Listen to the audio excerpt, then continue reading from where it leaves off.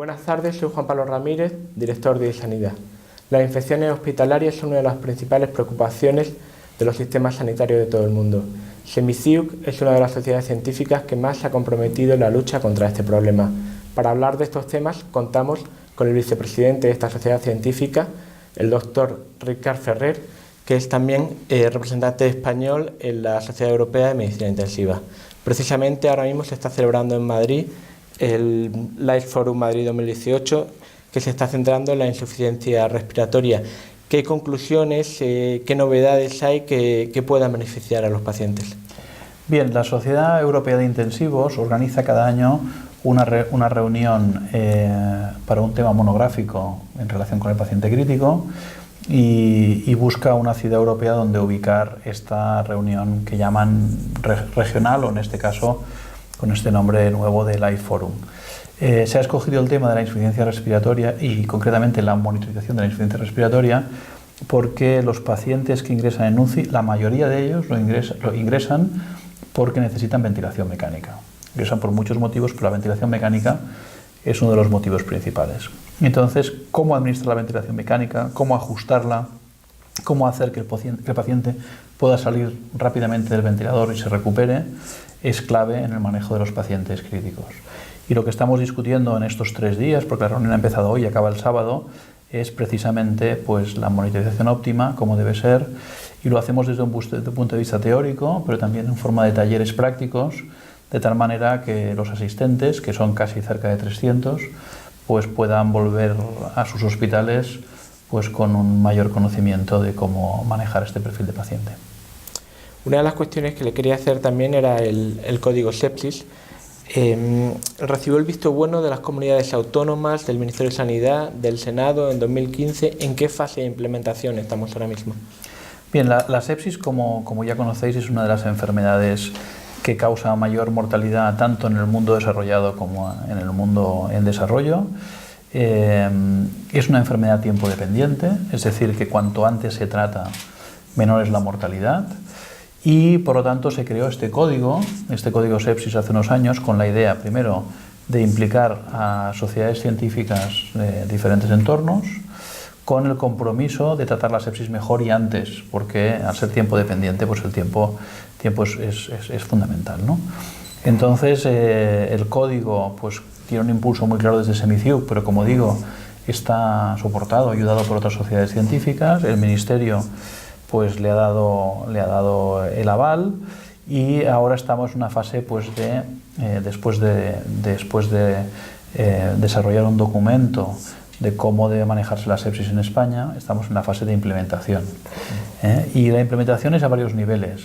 Hay un nivel que es a nivel de comunidad autónoma, donde las comunidades se están organizando para atender la sepsis de forma organizada y sectorizada. A modo de ejemplo sería pues si un paciente sufre una sepsis en un hospital sin UCI, pues se tenga claro a qué hospital debe transferirse, que disponga de la UCI. Y si la sepsis necesita algún sistema de control del foco de la infección, que no se dispone en el hospital donde está el paciente, también se puede trasladar a un dispositivo donde tengan la UCI, tengan el sistema de control del foco necesario, ¿no? Y luego, si bajamos un poquito más, nos vamos a nivel de hospital. A nivel de hospital, los hospitales se están organizando para poder atender rápidamente a estos pacientes. Esto quiere decir que funcionan en formato código ya muchos hospitales, es decir, que cuando se diagnostica un paciente de este tipo, se enciende una alerta y todos los procesos de diagnóstico y tratamiento están prácticamente automatizados y se realizan con mucha rapidez. Y esto pues esperamos que tenga un impacto sobre la mortalidad de los pacientes. Ahora mismo se está aplicando en el 100%, o no sé si el 100%, o un número elevado de hospitales del Sistema Nacional de Salud, o ¿cómo estaríamos? Diríamos que yo creo que más de la mitad de los hospitales ya tienen su código y por lo tanto esto se está extendiendo como una gota de aceite y las experiencias de cada hospital que tiene el código activado pues van contagiando al resto de hospitales y es cuestión de tiempo que esté implementado en un 100%. ¿Qué barreras pueden encontrarse comunidades autónomas, servicios, hospitales a la hora de implementarlo? Claro, son códigos que son sobre todo organizativos, ¿no? Es decir, que al final si quieres mejorar procesos como la sepsis, que es un proceso complejo porque no participa solo un grupo de profesionales, ¿no? Otros códigos, por ejemplo, el código de infarto está muy llevado por cardiólogos, o el código ictus está ya muy llevado por neurólogos, ¿no? El código sepsis participan desde los urgenciólogos que atienden al paciente en la puerta del hospital, los cirujanos que tienen que controlar el foco, los intensivistas que hacen el manejo cuando el paciente está crítico, los infectólogos y los microbiólogos que participan en la parte de diagnóstico microbiológico, de tratamiento antimicrobiano. Entonces, el principal reto es cómo organizar profesionales de diferentes ámbitos para manejar una sola enfermedad, ¿no? Y esto es lo que... hay diferentes modelos, hay hospitales que han apostado por unidades de sepsis y otros pues simplemente pues, han organizado pues, un grupo de trabajo, un comité, etcétera, para atender a estos pacientes. Le quería también preguntar si se tenían ya resultados de esta aplicación del código sepsis y por otro lado, ¿qué metas son las que están persiguiendo? Bueno, no tenemos resultados tangibles ahora para enseñar, pero sí sabemos de otras intervenciones que se han hecho en la línea de código sepsis para analizar resultados que el impacto en términos de salud es muy importante.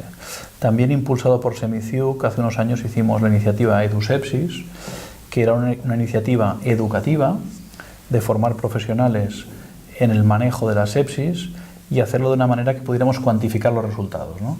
Entonces hicimos un análisis pre-intervención, post-intervención y vimos que podíamos mejorar mucho el proceso en términos de reducir el tiempo hasta el antibiótico, el tiempo hasta la cirugía, el tiempo hasta el ingreso en UCI, y eso tenía un retorno en términos de una menor mortalidad. Es decir, que los resultados están cuantificados dentro de iniciativas concretas que están diseñadas para poder medir resultados. También comentaba hace un momento la importancia del diagnóstico precoz, también del abordaje multidisciplinar. ¿Cómo sería la colaboración con primaria? Bueno, primaria tiene un papel muy importante porque la sepsis, a diferencia del ictus y el infarto, que los pongo como ejemplo otra vez, donde hay un síntoma guía muy claro, ¿no? El paciente con infarto, sabéis que el dolor torácico pues puede ser un síntoma guía que desencadene el trigger del código. En la sepsis no tenemos un síntoma guía, ¿no? Estamos hablando de un síndrome que engloba diferentes enfermedades, diferentes infecciones que pueden llevar a la sepsis, y entonces el síntoma guía va a cambiar si es una peritonitis, una neumonía o una meningitis, por poner varios ejemplos. Entonces, el reconocimiento clínico por parte de la primaria es muy importante porque no podemos hacer una educación sanitaria a los pacientes de que sepan reconocer la sepsis cuando la presentación es tan heterogénea, ¿no? Entonces el médico de primaria tiene un papel muy importante en reconocer que un paciente con infección puede estar grave, y luego también los médicos de urgencias, ¿no? Yo creo que son la primera línea de fuego los que tienen que tener esa capacidad de identificar dentro de los pacientes que tienen infección aquellos que realmente están graves.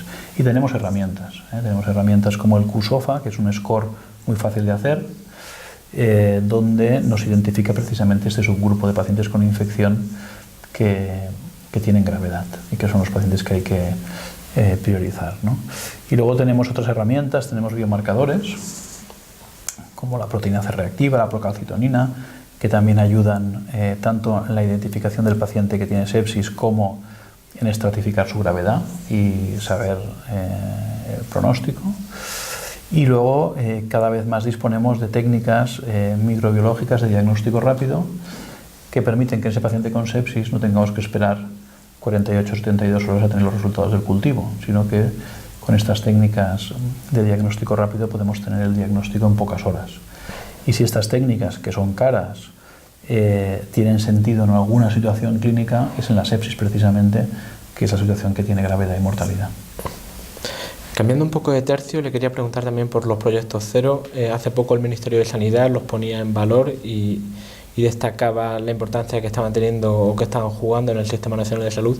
¿Qué resultados se están consiguiendo ahora mismo los pacientes? Entiendo a nivel de muertes, de evitar reingresos hospitalarios. Los proyectos cero son importantísimos para nuestra sociedad y yo creo que son de interés general, como así lo ha reconocido el Ministerio. Los proyectos cero parten de una herramienta muy útil que es el registro en BIN, que es un registro que hacen más de 200 unidades de cuidados intensivos en España, donde se registran las infecciones que tienen los pacientes en estas unidades de cuidados intensivos. Entonces aquí sí que tenemos un registro y por lo tanto tenemos una herramienta de medida. Es un registro que hacemos 3 meses al año y utilizando este registro hemos puesto en marcha intervenciones para, sobre todo los proyectos cero son intervenciones de prevención, ¿no? Entonces tanto bacteriemia cero como neumonía cero, como resistencia cero y ahora estamos con la infección urinaria cero también, lo que pretenden es poner el foco en la prevención de estas infecciones, que la mayoría de ellas están asociadas a dispositivos que necesitan los pacientes críticos, ¿no? Bacteriemia cero estaba muy enfocada en los dispositivos intravasculares, neumonía cero estaba muy focalizada en lo que serían los dispositivos de la vía aérea para mantener la ventilación mecánica, y ahora ITU0 está muy focalizado en lo que sería la sonda urinaria, que también precisan estos pacientes. Entonces estas intervenciones, que son de seguridad, han demostrado clarísimamente que son efectivas en prevenir la aparición de infecciones nosocomiales, y esto lo tenemos muy claramente registrado en el registro en BIN y lo hemos tenido muy bien cuantificado, está todo bien publicado en revistas de alto impacto y por lo tanto ha sido uno de los éxitos de nuestra sociedad. Comentaba el caso de los 3 proyectos que ya están en marcha. Infección urinaria va a ser el próximo. ¿Hay alguno también más en agenda? No, esto es el siguiente y es un reto importante para este año. La humanización es otro de los grandes temas de los que se están hablando en la actualidad en el Sistema Nacional de Salud. ¿Cómo podemos orientar las UCIs a esta nueva estrategia? A ver, las unidades de cuidados intensivos que veremos en los próximos años y que ya son una realidad hoy en día, pues son unidades abiertas donde las familias pueden estar con los pacientes de forma libre, no tenemos que condicionar tanto los horarios de visita a la situación clínica del paciente, donde se tiene mucho más en cuenta las necesidades del paciente, donde aspectos muy importantes para el confort del paciente como es el sueño, pues somos conocedores ahora de su importancia y hemos de desprogramar actividades durante la noche, tipo higiene del paciente, analítica, radiografías, cosas muy en relación con el cuidado del paciente, desprogramarlas por la noche para que el paciente pueda tener un buen descanso.